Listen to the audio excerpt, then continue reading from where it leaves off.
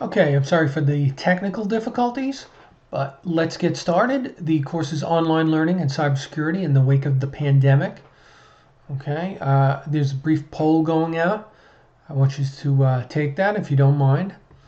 Okay, if anyone has blind, low vision, let me know in chat. I'll mail the slides. I have alt text.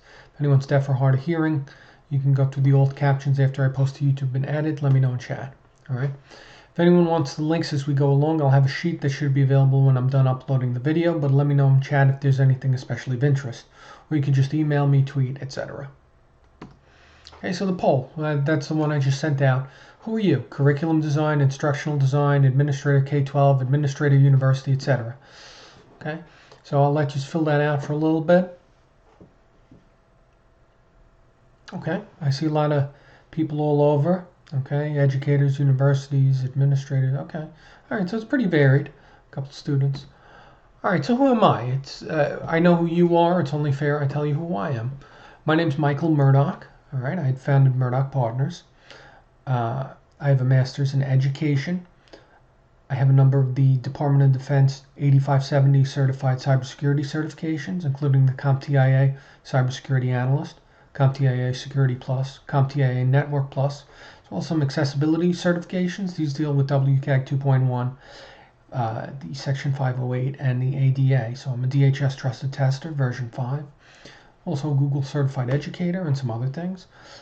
I have experience teaching in the public schools in New York City. I was an education specialist in the Federal Bureau of Prisons. I have the Study with Mike online GED program, and I've done SIEM support, cybersecurity analyst, and done some bug crowd bug bounties, and I've worked in retail management and some finance. So what is cybersecurity? You hear this term a lot, but you don't necessarily hear people talking about it. Cybersecurity, sometimes called information security, is the technical, administrative, procedural, and physical methods used in protecting information and information systems in order to reduce compromise. Refer to NIST SP 800-30 for more in-depth definitions in the guide for conducting risk assessments. Due to the time constraints and scope, I will not go into it in any detail during this presentation, but you can refer to that document if you are interested. What doesn't a cybersecurity analyst do? Everything you've ever seen on TV is nonsense. Digital trespass is a felony, and nearly every TV hacker would be in jail. Ethical hacking or penetration testing is a highly skilled profession. People who do illegal hacking would never be hired for any positions in this field. Cybersecurity analysts do not have quirky hair, like in Criminal Minds, Blind Spot, NCIS, NCIS LA. TV has lied to you. Quirky hair disrupts actual hacking using static electricity. Cybersecurity analysts don't think the cloud is affected by the weather. We also don't launch cyber nukes, despite what was said in Castle Season 8, Episode 8. So what does a cybersecurity analyst do? The goal of a cybersecurity analyst is to protect the confidentiality, integrity, and availability of information and information systems used by their organization. Chappell and Seidel. This is from a cybersecurity textbook. We do all own sweatshirts. That particular stereotype is true. Demand proof certifications. Would you go to a doctor who didn't have an MD or a DO or no medical license? A CPA that was never licensed? No, of course not. So there are certifications and credentials in my field as well. And I'd recommend looking into some of them. For Blue Team, there's the CompTIA CISA, Cybersecurity Analyst. I have that. For Red Team, that's offensive. There's the Certified Ethical Hacker, Pentest Plus, or OSCP. There's a variety of others as well. I listed some of them, and if you're looking at the slides, you can look at that on that, okay? I'm not going to go through all of them. Consequences, or why does this matter? We don't want compromised data. There's various laws, the PPRA's, the Protection of People's Rights Amendment. Schools have to disclose the COPPA terms of services they are using. So if they're using Google Classroom or something, they have to disclose what the particular agreements are and whatnot in terms of how that can violate student privacy. Okay, FERPA, that's record disclosure. It's Federal Record Protection Act. Okay, COPPA, this mostly applies to the service providers, not the particular schools. Has civil penalties of up to $43,280 per violation. It applies to education providers, not the schools, and it's less than 13. Okay, Google recently paid out $170 million on this. SEPA. E-rate discounts can be revoked. This includes hacking, particular libraries. This is mostly where you have filtering, like screening out pornography. Okay, you can't have pornography showing that to young children. All right, HIPAA, medical records, various state laws. There's other consequences like lawsuits or negative publicity. If pornography pops up on a 5-year-old's computer, your district's in the news. That's not good for business. All right. Catastrophic failure, inoperable or overloaded systems, total failure, closure. Okay? There's some myths. Only big companies get hacked. If we have good security, there's no way we can get hacked. Threats are external threats. Even my worst employees wouldn't do that. They're not even capable. I've heard they're too dumb. And that's not necessarily the case either. I'm not in IT. I can't do anything. We don't need an IT person or a CTO. We can't afford it. We don't need antivirus or anti-malware. We run Macs, Chromebooks, etc. If I have an antivirus, I don't need to worry. We don't need updates. I like Windows Me better. This excludes VMs. Okay, ransomware. What is ransomware? Ransomware is a type of malware that holds user information hostage and encrypts it unless a fee is sent to the criminal, usually via cryptocurrency, such as Bitcoin. Some people think only big companies get hit by this. I'll give you an example. Brookside ENT, small doctor's office, only 2 doctors. All right, it got hit. All their records were erased. The doctor's office closed. Okay, after this ransomware attack. They find places on Shodan.io. It's kind of like looking through the phone book or calling random numbers. They're looking for vulnerability. It's the same as muggers looking for a little old lady, except that little old lady is you. Okay, this is another one. There was a school district, Flathead County. Okay, they had death threats and 30 schools were closed for days. They demanded $150,000 in Bitcoin. They look for vulnerability. Like I said, same as muggers looking for a little old lady, except that little old lady is you. So the problem isn't necessarily primarily ransomware. That's only the immediate threat. There were 2 vulnerabilities. One was the lack of adequate technical safeguards, like firewalls and security. That's an IT thing, but the other thing was a lack of backup. And that's something that can be attacked at a higher level, in terms of policy. You need a policy for backups. All right, you need onside and offside. Risk equals threat times vulnerability. Ransomware. Ransomware is a type of malware that holds user information hostage and encrypts it unless a fee is sent to the criminal. We just talked about that. School Insights. I see some of you were asking, what's School Insights? They're a managed service provider. They provide hosting. They're like, instead of using your own server, you're using theirs. They also a lot of times may deploy the learning management system for you. Okay. Now, management service. Okay, and I see someone else just stated that they were one of these schools that was in fact compromised. Okay, see, so it affects people even in this chat room. This affects a lot of schools. Okay, so compromised MSP, a managed service provider, dozens of district sites shut down in their entirety. You just shut down. All right. This might affect notifications. This might affect all sorts of things, all right? So you might go, well, what do I do? You have to be careful who your hosts are. Uptime is revealing. If you rent something and it's not available, there's a problem. If there's fumigation, you got bugs, all right? If it's not available, there might be bad management. There might be crime. There might be dead bodies in the apartment. There's a reason, okay? So you ask them, what's the server uptime? It should be the 5 nines. This is the golden standard in the industry, 99.999%. That's about 9 hours a year downtime. Do they have backups? Do you? Do they have a ransomware plan in place? They might not. That could be a problem. Now, an attacker will choose the path of least resistance. Why go in the padlocked front door when the back door is wide open? Okay? Sextortion. New webcam users, take note. This is something a lot of people who just started using webcams and whatnot. You got to pay attention to this. It's nowhere near as exciting as it sounds and generally involves neither sex nor extortion and is generally just fraud. It's a kind of ransomware that attempts to extort money, usually in Bitcoin, over generally fictitious claims. If it's real, you get a video and it's a police matter, usually from an ex-partner.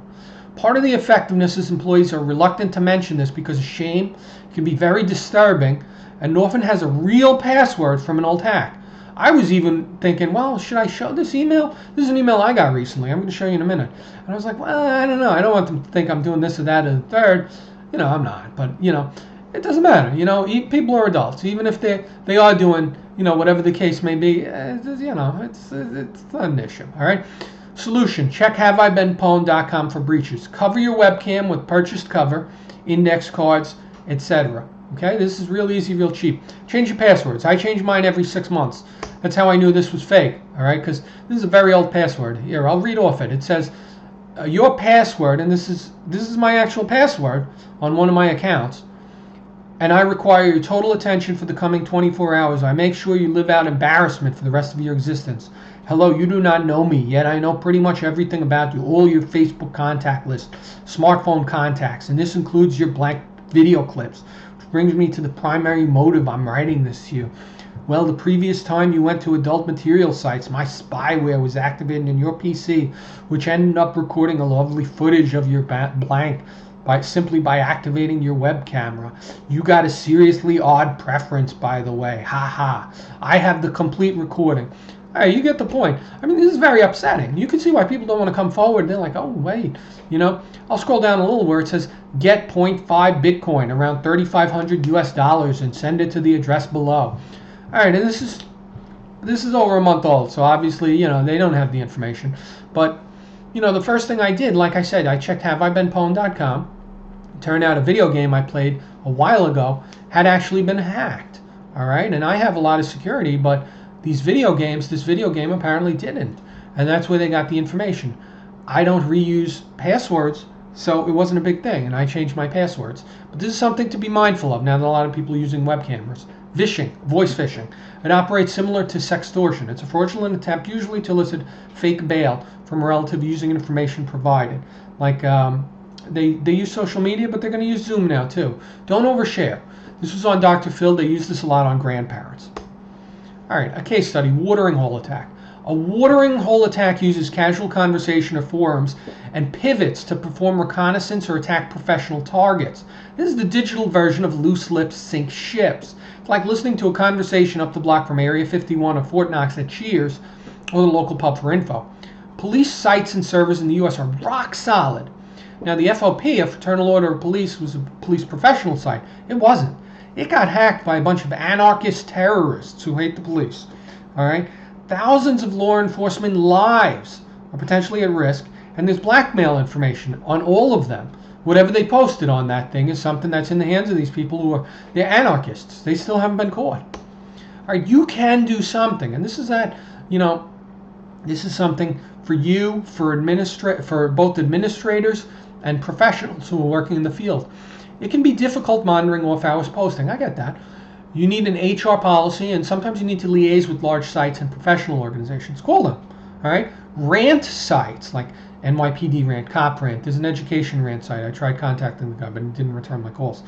They're common ones, and it's important to have union relations. So if you're in the AAUP, right, if you're a college professor, you might want to check some of these sites. Does my site have that security lock? All right, in the top left. Is this a site that stores passwords in plain text? You don't have to know what that means, but you got to ask that. Are passwords stored in plain text? It should be no. Ask the site owner. You may have good security, all right, but a popular teacher site may not. And you've seen this a lot, where teachers are going for these resources at home, all right, and they're saying, oh, this looks good. I'm going on greatrubrics.com or whatever the case may be, Rubrics for All or something. A lot of these rubric sites, they're popular. Some of these other sites, some of these content sites, they may not have good security. You may be running a VPN, and you may have told the teacher to keep up to date, and but they may be going to these sites, and then they're compromised, and they're reusing a password on that site and on your VPN. Guess what? That person has access to your account. This is a secure account. Be mindful where your teachers and colleagues post. Discourage posting on insecure sites and no plain text password storage. Okay? All right, we're going to talk about DDoSs. What's a DDoS? A distributed denial of service attack is an intentional attack using multiple endpoints, devices, computers, or IoT appliances that crashes a site, computer, or network by creating an amount of traffic that is in excess to what the site, computer, or network can handle, causing service failures. Basically, everyone tries to get in on a Black Friday. It means no one can get in. You're all shoving on those doors and no one can get in, all right? If too many people access something simultaneously, it will crash. Think about putting sand in a bag until the bottom falls out. Now, there's a Sony hack, I'm going to talk about it a little, where people use the botnet. It's a bunch of some other people's computers, okay? They're called the Lizard Squad, a 4-pay harassment service. It was malware as a service, okay? And you can read about that on Polygon. And what wound up happening was Kim.com, an Australian billionaire, paid off the attackers because he really wanted to play Call of Duty. They did this on Christmas. Paying a ransom sometimes may work. It depends. But both teens involved were charged several years later and are currently incarcerated. Load balancing, backup servers, and insufficient infrastructure help with this. Okay, talk to IT. Keep in mind this can happen to you. All right, unintentionally as well. I mean, that basically in a small version was what happened when I logged in with this site. I saw a lot of logins, and even though that wasn't a technical matter, that was a personal matter. I wasn't able to respond quickly to all the people. I hadn't had that many folks in a meeting. Okay, that kind of overloaded. But this is the same thing happening on a more technical level. So try not to schedule mass logins if possible. So if you have a parent-teacher conference or something where people are supposed to log in beforehand, spread that out and do load testing. Load testing is where you have that Black Friday mob and you bring them in and you try it out. Lockdown IoT, that's Internet of Things. Like if you have an internet thermometer, an internet this or that, you should shut off some of the functions. You don't need all of them, okay? Have IT block certain geographic locations by IP range. And, is there a reason someone from another country would be logging into your school or service network? And we have lots of great people. We have a very diverse amount of people here today. And, I would be reluctant to do that, but you might whitelist, all right? You may say, oh, okay, we don't have particular problems or whatnot. But if you're running a system at a school and all the students are in a 3-mile geographic radius, then you're going to start blocking larger areas, okay? You might have students abroad. You don't open it up to the whole country. You whitelist them specifically. So you can blacklist IP ranges. What I have there is actually what geofencing is. It's specifically so that, say you're at a school, like with the grading system, you make it so that only people within, a 1 square mile radius during the hours of 9 a.m. to 5 p.m. can enter grades.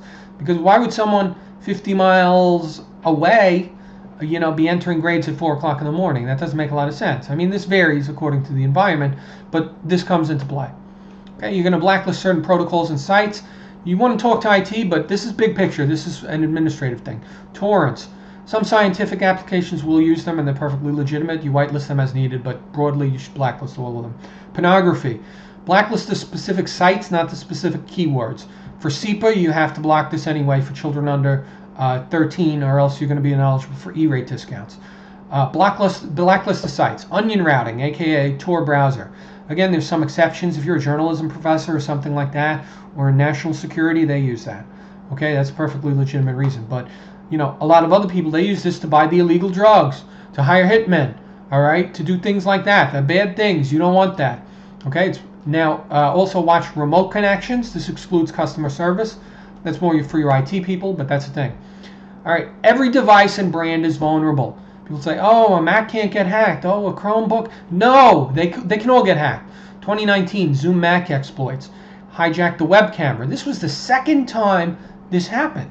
This happened twice, all right, to Macs. People say, oh, Macs can't get hacked. Oh, Chromebook can't get hacked. Everything can get hacked, okay? And the 9 to 5 Mac article talks about it in further detail if you want to look at that. Okay, use a webcam cover, all right? I'm not going to talk in detail about the hack, but we talked about sextortion. You use a webcam cover, you don't have to worry about sextortion because you go, oh, yeah, you know what? I have a webcam cover on. I don't, when it's not a thing. All right, every device is vulnerable. All right, update your software. Avoid the use of Zoom if possible. Okay, I understand we like Zoom around here. Okay, that's fine. But take precautions. Have your CISO, CTO, tech lead subscribe to RSS feeds of relevant blogs. All right, get antivirus and SIEM software. The latter monitors intrusions and/or a next-generation firewall. Okay, download Zoom from an authorized source, not a third party. All right, we're going to talk a little bit about phishing. I'm not going to go that in depth, but you've heard of 419 scams, PayPal, Amazon, Google, and now Zoom is a really common one. All right, and they look like a real email. I'm going to show you one. People think, oh, I'll know exactly what a phishing thing is right off the bat. It's not necessarily the case. Some of them are pretty sophisticated. Spear phishing is a phishing attempt to target high-level persons, okay? FBI, Podesta, Guccifer targeted them. People say, the 2016 election may have been influenced by them. They had no encryption on their email, okay? Here's someone who was the campaign manager for someone running for president of the United States. No encryption. Makes me want to scream. Now, I don't really need to explain if you watch the news, but that could have been solved if he used something called PGP, pretty good privacy, which is low-level encryption. See, people don't get, you don't have to use really advanced things all the time. You use a little, that's better than nothing, and people are probably going to move on. All right, check the sender. You can hover over to see it's a spoofed address. Beware of typos. Okay, legitimate addresses and domains are sometimes used that look kind of like the right one. So if it says something like instead of zoom.us, it's zoom.co.uk. something. All right, that's pretty suspicious because Zoom is only zoom.us and zoom.com. Suspicious attachments. Don't just download attachments, please. All right, just make sure it's legitimate. All right, if it's from a sender you know and it's has a normal file name, okay, beware urgency. If it says must do now, there's one in the UK right now that has to do with tax refunds. So greed is another motivator. Okay, here's an example on PayPal. You see how I hovered over it? It says automated message accounts access. Okay, yeah, but then I look at the domain. It's XCJAK. That's not PayPal. All right.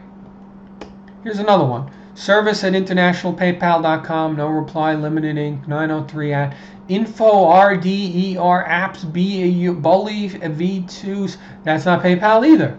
Okay, so those are both spam. Okay, this one, service@paypal.com.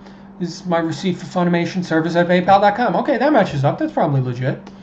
All right, phishing. Don't touch stuff in quarantine. I was going to go into an in-depth exercise. I'm not going to do it. We don't really have time. But if it's in quarantine, there's probably a reason. There's more sophisticated ways to spoof emails. I actually did one to myself to prove it, but it's difficult to explain because it involves something called SMTP. You can ask your IT people about it.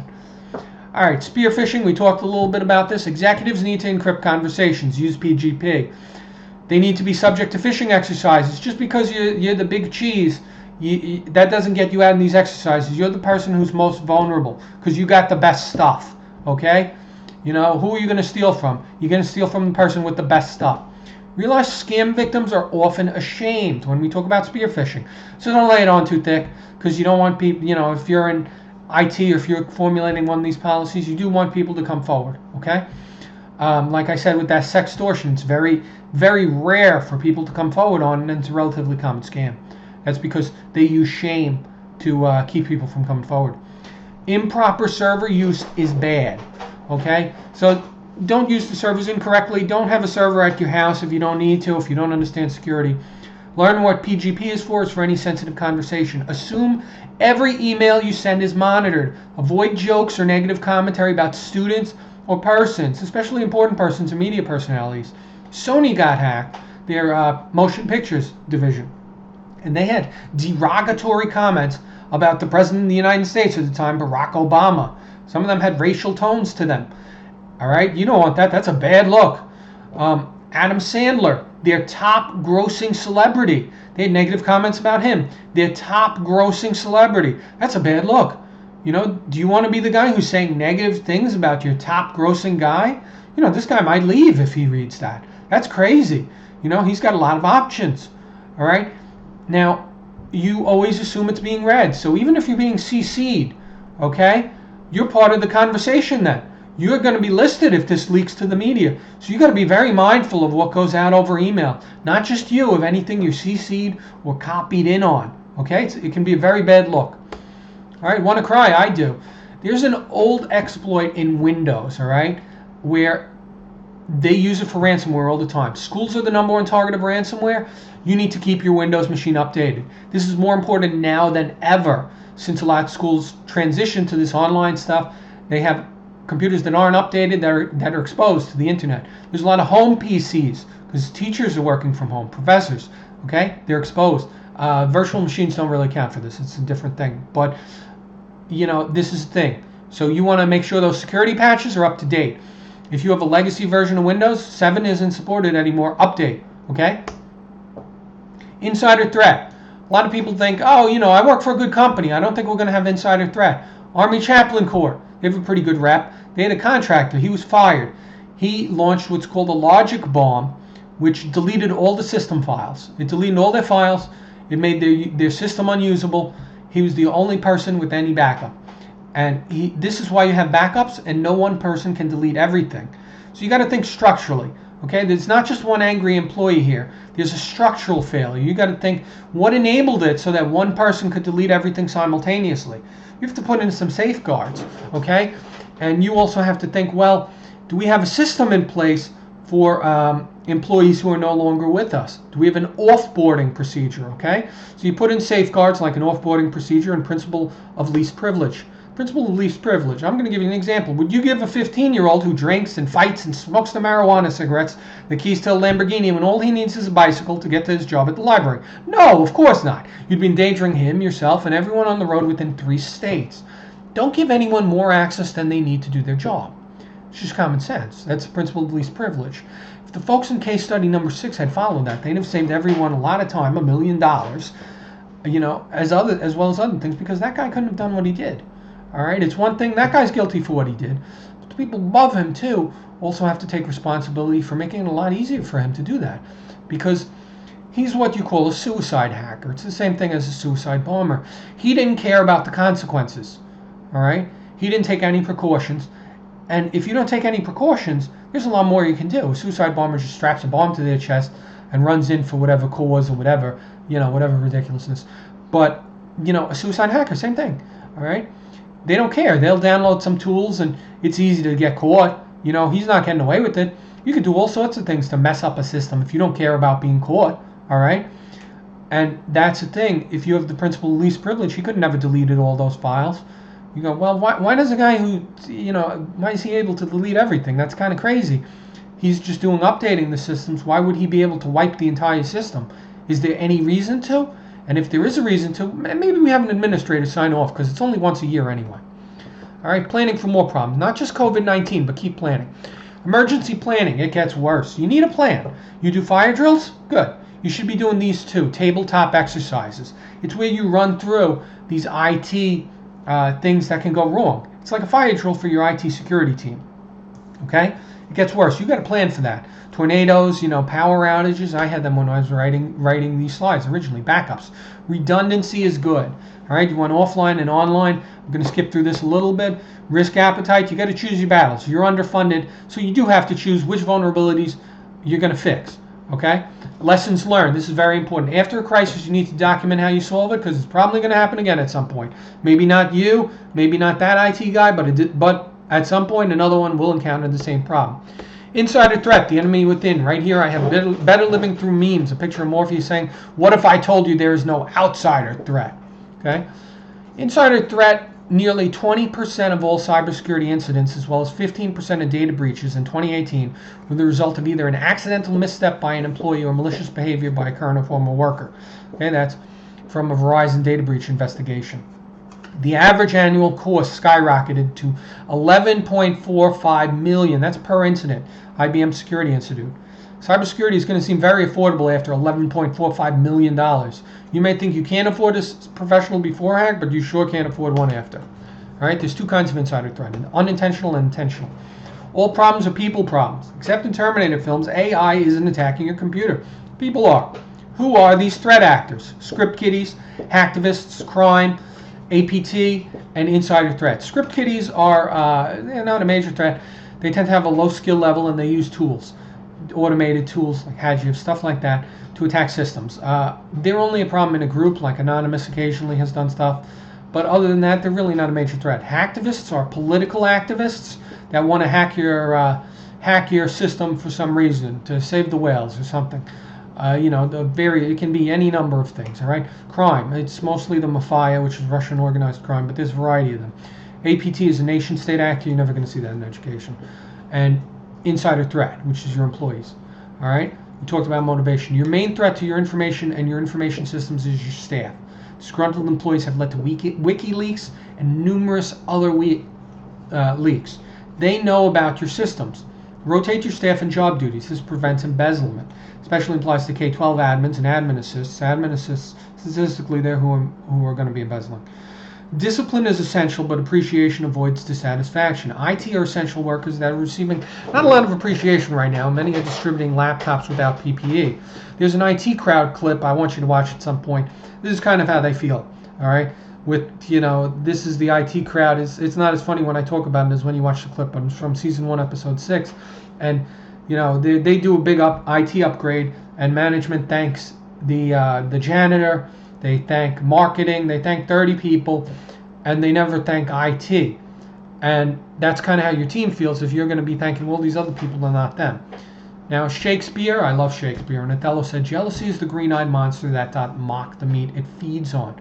Jealousy leads to contempt, which leads to insider threat. Okay? So if you're stuck on site, send them pizza or something every now and again, all right? So checks and balances. You got to watch for exfiltration. That's something you talk to IT about.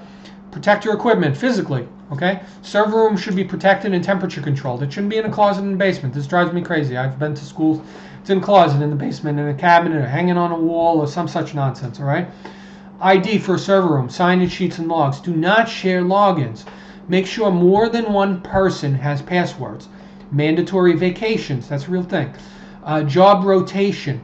That means if someone takes a vacation or you're rotating a job, that's when you find something out. You go, oh, someone's on vacation for 2 weeks. Oh, you know what? I noticed that these systems don't work right, and someone's creating accounts for people, that are in the North Korea. There's Kim Jong-un has an account on my system. That's a problem. Okay, all right, and that's when you pick it up.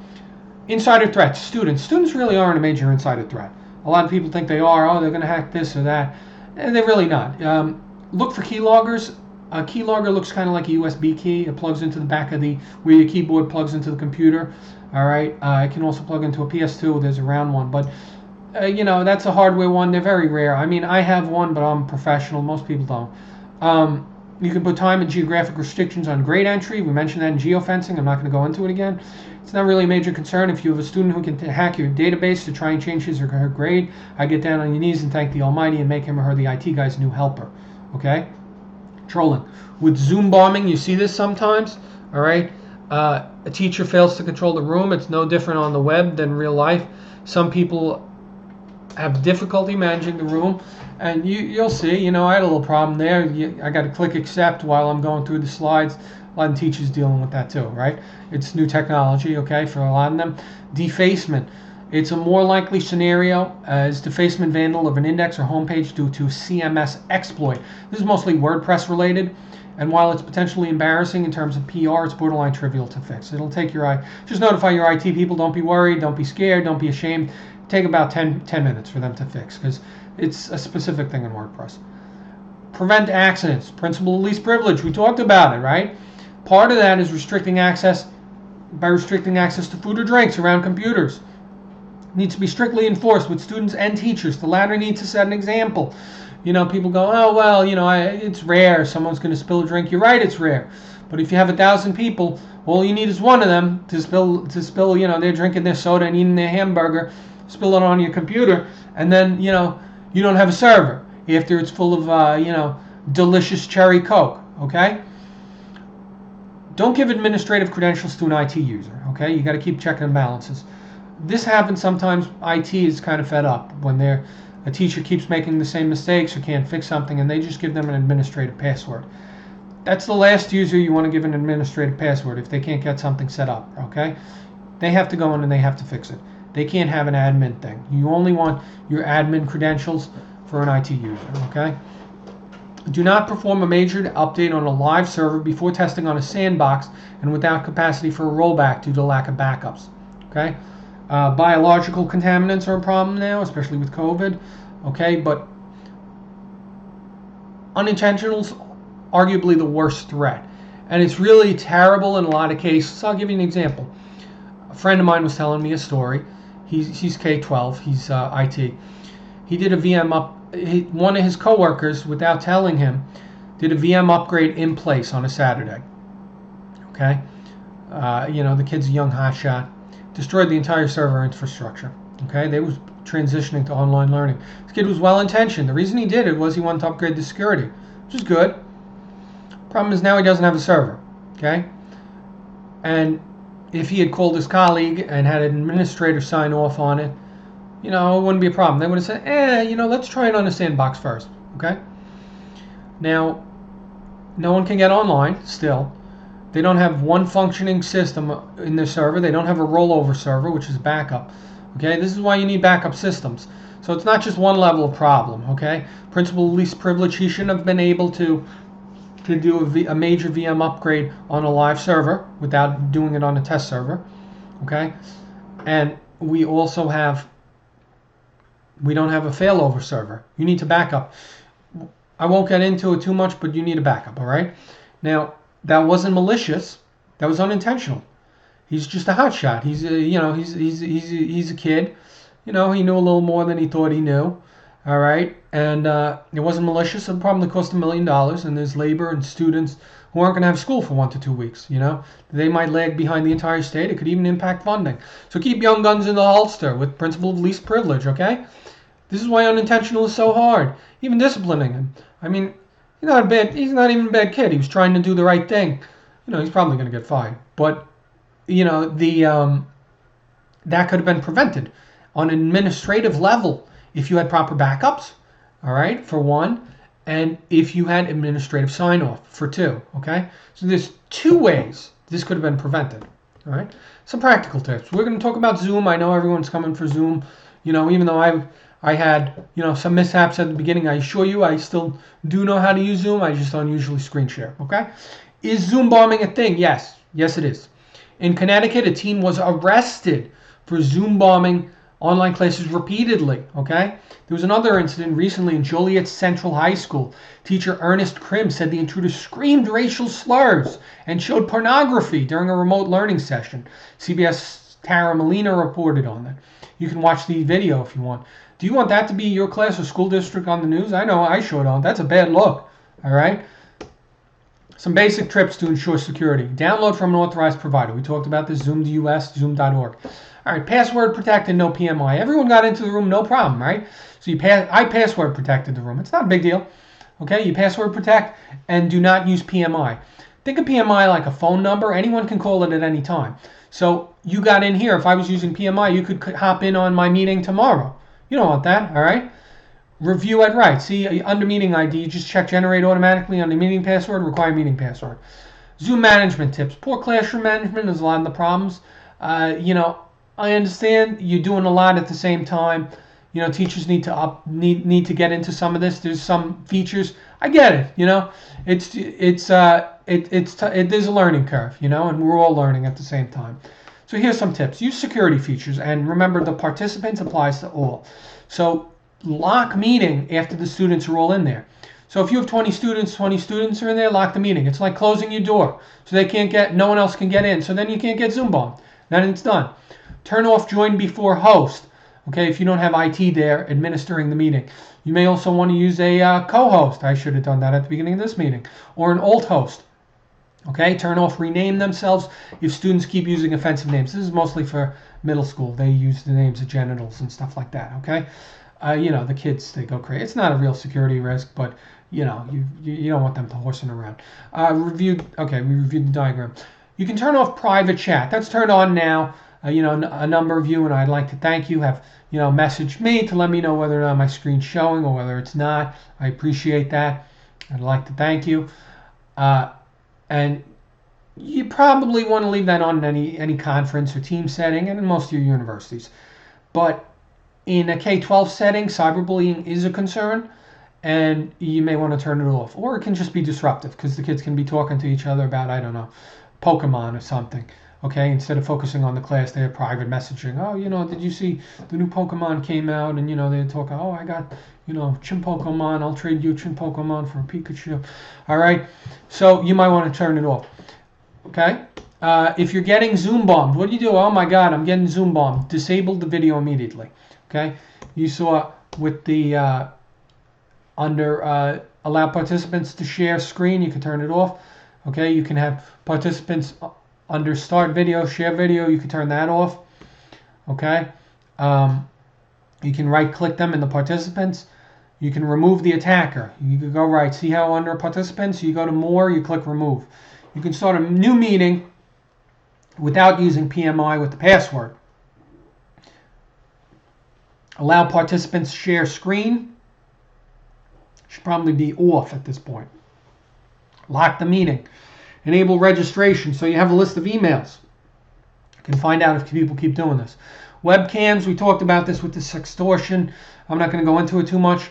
Cover webcams not in use. If you don't need a webcam, don't use one. The Department of Defense, they remove them. Try not to use Internet of Things. Like, you don't need a refrigerator with the internet on it. Unplug or cover it when it's not in use. Okay, physical security. Bollards. This prevents people from ramming into the front of your building. Okay, you should get some. Physical security. Computer distribution. Racks. All right, people are using racks now to distribute computers. It's a good idea, especially when you want to ensure the security of your employees by minimizing contact with biological contaminants. I would include picture instructions on YouTube or a video for parents who have difficulty following instructions verbally in the vicinity of the rack and via email or phone. Indicate the parents may wish to wear PPE if they want, and give IT PPE. Okay, here's two popular ones, FUYL Tower and the Bradford one. Well, it's lock and charge, the FUYL Tower 15, the Bradford's the Connect Locker.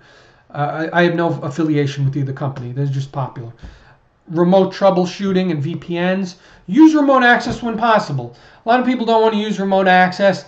They have one bad experience, and they get scared. We saw this, even this was a little shaky. I don't usually screen share. I usually do my videos and then I upload them to sites afterwards. I don't usually do the screen sharing, but we got over it. It took about 10 minutes and a little back and forth, all right? It's not a big problem. VPNs are secure. If you're an administrator, don't give out IT's home phone number. Set up call forwarding. Use something like UMA, Google Voice, and use a ticketing system. Monitoring. Okay, it varies widely. You need to consult IT and stakeholders. This includes surveillance camera, timed access, geofencing, and basic user monitoring. You want to monitor your staff. This includes administrators, phones. Okay, if you provide cell phones, laptops to staff, monitor them and their location. All right, have an acceptable use policy. Say what you can do and what you can't do. And a mobile device policy, especially on COBO, company-owned business only, or COPE, company-owned personally enabled devices. If you're paying for the devices, if your district's paying for the devices, you have the final say what you can do over them. If your staff member claims to be teaching or doing IT work or is at a conference, but is at a location of a local methamphetamine supplier during work hours, you have a problem. All right, you can easily monitor visitors using device monitoring or a combination. According to NISmart 2 and revealing Kindergarten Cop, may be more truth than fiction. Approximately 7% of custody kidnappings take place in school settings, and this may prevent that. Cameras, surveil the parking lot, document vehicle plates when possible, train physical security in these devices, okay? Again, like I said, with this monitoring, you got to check with the stakeholders, what you can do. You may have a union involved, you may have HR involved, whatever, okay? Here's some case studies to show what happens when you don't. And just to be clear, none of these people were dealing drugs to youths. You find that out from student informants. All right, here's a SPED teacher who was selling pain medication. Duke the Dumpster Drozy, a former WWE superstar and special ed teacher, made national news when he was arrested for dealing OxyContin. He had recently lost his foot, a huge life-change event, and had gotten addicted to the OxyContin. He entered rehab through the courts, and he's now a drug counselor. And addiction programs and harm reduction measures can in some cases prevent problems and national exposure. This went national. This doesn't sound like cybersecurity, and some of you are probably rolling your eyes and wondering, well, what the heck is he talking about? But even if this guy quits or is quietly fired, this is less likely to be an issue the sooner you get to it. Desperate people, like habitual drug users, are a threat risk. The harm reduction model is very similar to cybersecurity. It's to prevent problems. So, you know what? It's good policy to have some harm reduction measures in place. Like some places have safe harbor programs and stuff like that. If you see someone that has this kind of problem, refer them to one of these programs if your organization has that. Okay? That could prevent a cybersecurity problem. And this goes back to monitoring too. This was on school grounds or whatnot. A lot of these things are things people don't think are cybersecurity, and they do benefit in terms of threat reduction. Okay? And like I said, a lot of this doesn't have to do with shame or anything like that. This just has to do with stopping a problem. And we shouldn't be, concerned so much about, oh, this person did this person did that. When you do a phishing exercise, it's not supposed to embarrass people. It's supposed to say, well, here's where you need some work. Okay? Monitoring. All right, this is another one. My friend's daughter went to school at this school, and he sent me this story, and I was flabbergasted. Bizarre details emerged from Bethlehem principal's arrest. From furtive parking lot deals to sex toys and porn, officials described drug-fueled path of an educator. This guy was watching pornography in his office when they arrested him. Okay, now that one's a pretty easy one to solve. You can blacklist, like I said, you want to blacklist the top pornography sites in the workplace. That's it, including for administrators. That's an easy one. Okay. Santa Clara principal charged for allegedly selling methamphetamine. He texted this person he was dealing the drugs to from the workplace. Okay, he's using a company-owned phone. All right, that should be monitored. Okay, no problem. All right, so you see that the first time, you can get them into some program, or if you see it the 15th time, or whatever, you could deal with law enforcement as appropriate in accordance with, like I said, you can engage with your stakeholders. Okay, we talked about blacklist pornography sites, throttle video to non-classroom and outside school hours, and during lunch on school computers. You may not want to do it during lunch. I don't know your particular policy. You might be okay with students watching Netflix at lunch. I don't know what the case is. But throttle video to non-classroom. Okay, the reason you do that is you don't want someone who's an employee that doesn't require access to the YouTube, let's say, or Google, something that is being used by educators. They need that bandwidth. Let's say they're watching Discover, which is a good education service, by the way. And someone's watching cat videos or something in 4K in the office. You have a receptionist or something. That's a problem. All right, if they're choking down the bandwidth, or outside school hours. Why is someone at the school at 4 o'clock in the morning? That's kind of strange, all right? So you want to throttle the video. I mean, there may be a reason, but that's why you just throttle the video. You don't ban it. If it's legal under contract, periodically have safety glance through desks for overt illegal drugs, preferably at random intervals on the superintendent's schedule, not the school's. Okay, that's pretty self-explanatory. Snagit, this is good software. This is for training. It's really good. You could grab a whole screen. All right, password, some tips. After the 5th password reset or so, mandate a call to the relevant academic department head for a reset. This will make them aware of staff non-compliance with password policy. Have them recommend KeyPass, LastPass, or similar software. This corrective discussion will disincentive further careless behavior and maintain tolerable levels of dissatisfaction or dissent with IT staff. Reason we do this, all right?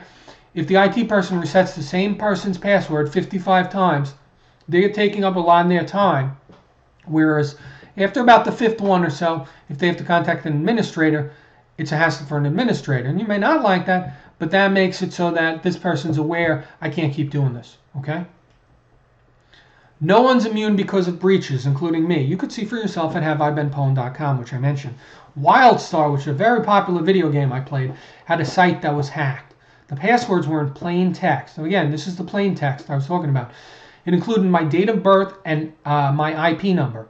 Also, Chegg, which is a textbook site, was hacked. None of my passwords were the same, and I checked. I saved them in my browser, so I went through. I went down all. I must have 100 of them, and they're all different. All right, I'd use different passwords. I change mine every 6 months. Use a password manager like LastPass, KeyPass. A lot of them are free and they're good. Okay? Password reuse. Don't reuse the same password. Don't use the same username and password. That's terrible. Use SSO, single sign-on. Talk to your IT about it. Have a password policy. You have certain amount of letters, certain amount of numbers and characters. Okay? If Zoom is hacked and you use the same password across 100 sites, you can have problems. Avoid very common ones. Teenage Mutant Ninja Turtles is one of the most common ones right now. Some others are Correct Horse Battery Staple, QWERTY, Kazuga, Password Run, and Jordan 23. All right, you need to ban all of them. If anyone wants a top 10 passwords list, I'll send that out.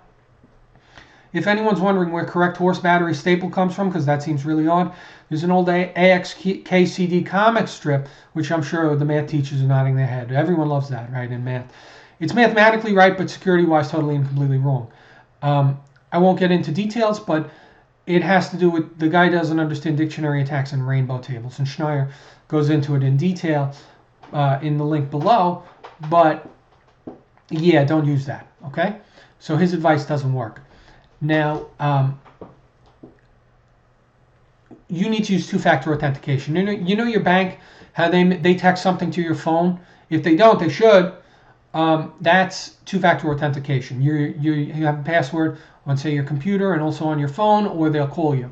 So it's using SMS, which is one form of authentication, and it's using the computer, which is another form. You can also use a dongle and a password, biometric devices, or whatever. You might have an additional consideration with union and children, setting it up beyond scope, but this is an important one. Okay, social media usage policy across all social media. You need this. Okay, social media policy is a broad policy governing social media usage. 72% of Americans use at least one social media platform, yet 63% of Americans say their employer has no social media policy. That's crazy to me, just crazy. Can you imagine that? More than half of Americans, the employer has no social media policy. Hootsuite has a good free resource and template. Okay, it's a good idea to consult a professional for this. I do this. There's two reasons. In education, one of them is the same as everyone else: PR, protecting your personal brand. The other is boundaries and preventing sexual abuse, which is different than other things. Now, this ties in with monitoring, lawsuits, and jail. Now, I'm not an educational psychologist. Some of you probably are. You know more about this than me. There's probably a couple of people in here who know more about it than me. Healthy boundaries, education and psychology. There's something called grooming. I won't get into it too much, but this unhealthy boundaries. This is I don't want to do a large presentation. I could go hours on just this. Don't friend a minor student on Facebook and Twitter. Okay, and with PR and your brand. All right. Private accounts, use private accounts for Facebook, Twitter, etc. There's cancel culture now, where someone says something someone doesn't like. If it goes viral, thousands of people may be on you. There's a good film I'd recommend checking out called Winnebago Man. I actually know a fellow who's the woo guy. He was in a video where he was going to the nightclub with his friend and his friend's girlfriend. His friend's girlfriend, now ex-girlfriend, posted a video of them. They were very excited to go to the DJ's nightclub. And it pretty much ruined his life. The friend's ex-girlfriend posted the video without his permission. He was the #1 sales guy in his region. He was a laughing stock. Wound up, losing his job. He was an amateur bodybuilder. He didn't like showing up at the events because people would show up and make a joke out of things and yell things at him and whatnot. Okay, so in terms of admin, what you can do is you need a social media policy. And there's a national registry for teachers and whatnot. We need something like that. Some states have it. Pennsylvania has something like that. Social media is not bad. And classroom applications, and it may be essential in journalism and machine learning. Machine learning and computer science, they're doing some great things on sentiment analysis with this. Teachers and professors maintain healthy boundaries with students, okay? I know none of you are going to do anything involving minors and, friending them on Facebook and stuff like that. But one of the things that happens is a lot of these boundaries are becoming increasingly blurry in this online transition. Student can't get a hold of you, and they're trying to call you on or do something on Twitter or whatnot, which is your personal account, okay? It's not a professional account or something of that nature, okay? And that could be a problem. When I was a kid, they used to prank call teachers. This is the same thing. That's a minor problem, but the main thing is maintaining healthy boundaries, okay? And that's why you need a policy. All right, I know all of you are, but it can be a thing. It's to set it out for students as well. It's not just teachers. I don't want this to seem one-sided. Make your Twitter or Facebook account private, okay? Don't condone bad behavior either. Even harmless memes often have people behind them that can be harmed. Like I said, my friend who was the woo guy, all right? I couldn't believe this when, I had stopped working with him for a couple of years, and I saw that, and I'm like, I saw him on the Conan O'Brien show, and Conan O'Brien was making fun of him on TV, and he's not a celebrity, he's just some guy who his friend's ex-girlfriend posted this video that 1 billion people wound up watching, and people were making fun of him, and it was crazy, okay? And I recommend, again, watch that documentary, Winnebago Man. It's very good.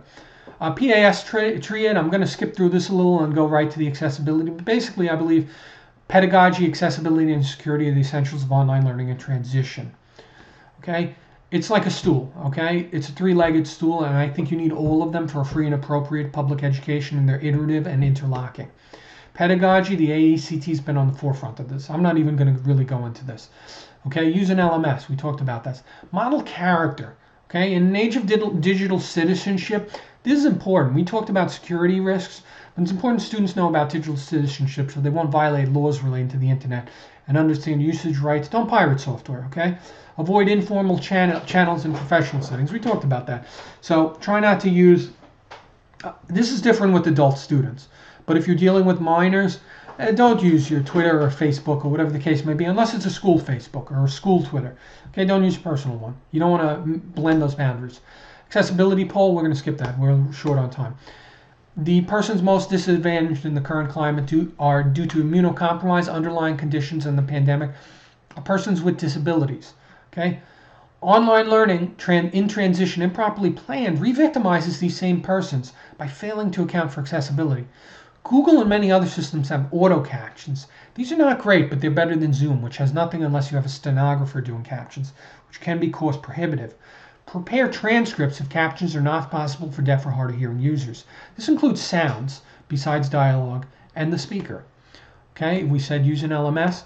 Blackboard's pretty good. There's Moodle, Canvas, and to a lesser extent Google Classroom, which does have some LMS features, but strictly speaking isn't an LMS.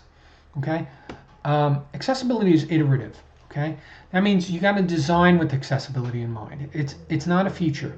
I often hear developers say they'll add accessibility, and it's like saying I'll add an airbag to a car's design after its steering wheel's manufactured, or I'll add an extra engine. You can add a spoiler, not an engine. Okay, so education isn't different. You can't hack accessibility on the top, and you got to be aware of some fads and stuff like that. So we're just going to go through some things briefly. I'm sorry, I'm running a little short on time because I went a little too much in at the beginning. Okay, but pixelation. Use text, use text or SVG, not images of text. Okay, SVG is a type of vector image. It expands better, it pixelates less. You see how it's tough to read that? That's pixelation. You want to avoid that. Okay, you could try it yourself by going in Chrome and using the zoom function. Use alt tags on the web. This is a very big topic, and it's going to be an unfortunately brief overview. You could use WebAIM. You could check out what blind and low vision users use. It's NVDA or JAWS. NV Access is where you can get NVDA. Here's talk to the hand, web alt text. All right. Now I have a picture of a hand, and the alt text you see under image source, alt equals, that's the alt text. When you, in a screen reader, it's going to read that. Okay. Alt text, how not to. Don't tag decorative images. Alt text is very complicated. A lot of people think it's easier than it is. You have to review WCAG 2.1. The decorative, blind and low vision users shut this off.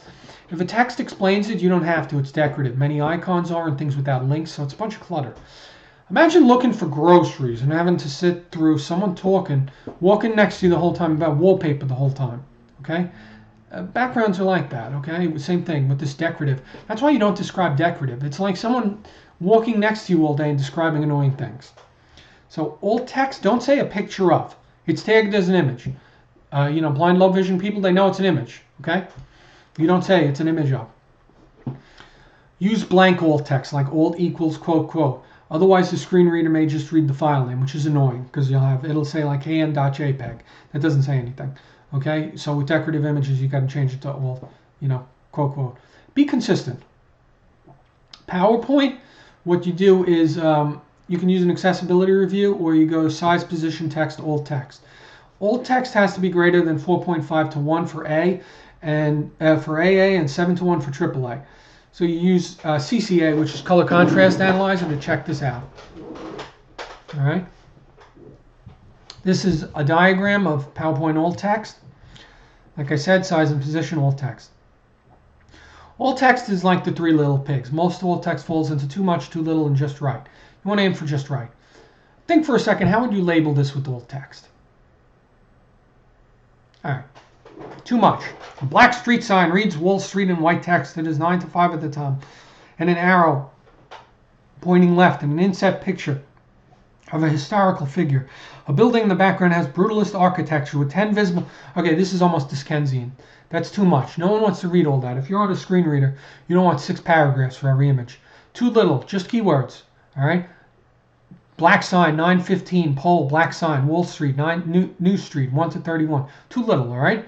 That's just keywords. These aren't variables. People actually read this. Here's just right. A horizontal sign in the foreground indicates Wall Street. Left arrow 9 to 15 is at top. Cross street is New Street. Forwards arrow 1 to 31. Okay, WordPress. Userway is a pretty tolerable add-on. It's not great, but it does the job. I mean, it's not really a WCAG 2.1, but like Google Captions, it's better than nothing and might even border on WCAG A. This is a Userway website. You get the widget. You install the widget in your WordPress. That's it.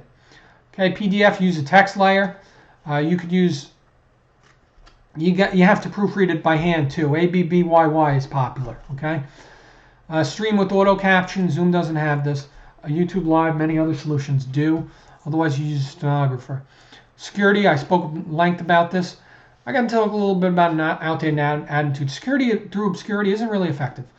Kirchhoff's principle is the system must not require secrecy and must be able to be stolen by the enemy without causing trouble. Shannon's maxim, which simplifies this, is the enemy knows the system. You got to assume the other guy knows the system. So the other guy might have the lock. If the other guy has the lock, you still got to be able to make sure it's secure if you have the key, all right? Bug bounties are good. You can get your uni IT on board. Conclusion, let's wrap things up. I'm sorry, I got to rush through this a little bit and we'll get to questions. End technophobia. I've talked a lot about doom and gloom, but it's not all fear and vulnerability. Technology isn't bad. It gives us new and exciting ways to reach out to many traditionally underserved communities and integrate learning across the curriculum as educators. But with new ways of doing things, new opportunities and new challenges. There were problems with early cars, but we didn't go back to horses. Problems with early vaccines, but we didn't abandon them. Don't buy into media narratives opposing technology. Media is negative because the internet killed the traditional newspaper.